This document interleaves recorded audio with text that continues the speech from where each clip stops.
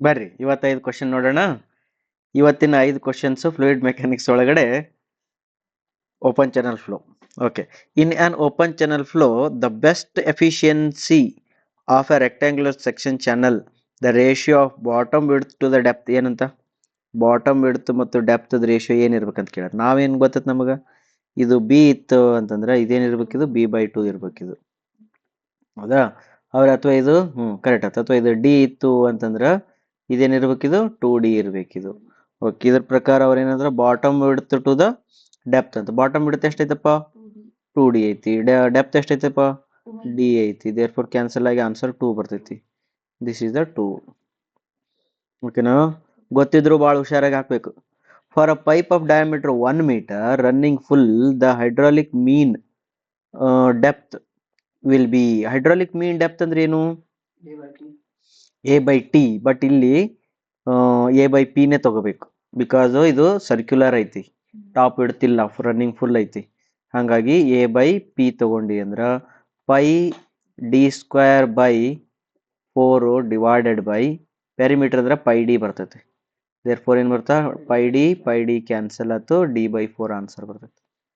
D/4 ಅಂದ್ರೆ 1/2.25 answer ಇರ್ತೈತಿ. Correct ಐತೇನಪ್ಪ? ನೆಕ್ಸ್ಟ್ ಓಕೆನಾ? ನೆಕ್ಸ್ಟ್ ಕ್ವಶನ್ ಏನಂತ ನೋಡು. For obtaining the most economical trapezoidal section with depth of flow 3 metre, what is the hydraulic mean radius?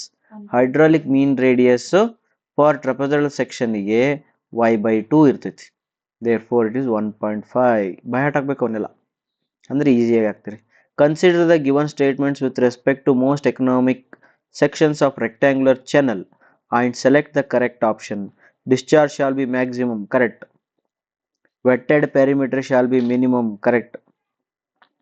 Wetted perimeter minimum ಇರಬೇಕು, discharge maximum ಇರಬೇಕು. Okay, both the statements are true, correct. Both A is false, B is true, ತಪ್ಪು.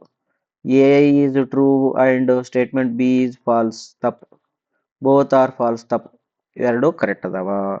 Next 5ನೇ question. The specific energy of the flowing water through rectangular channel of 5 metre width 5 metre when discharge is 10 meter cube per second, depth of water is 2 meter is.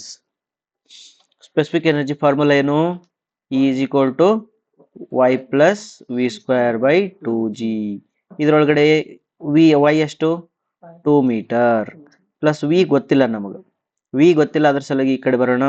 Q is equal to A into V ಬರೀತೀರಿ.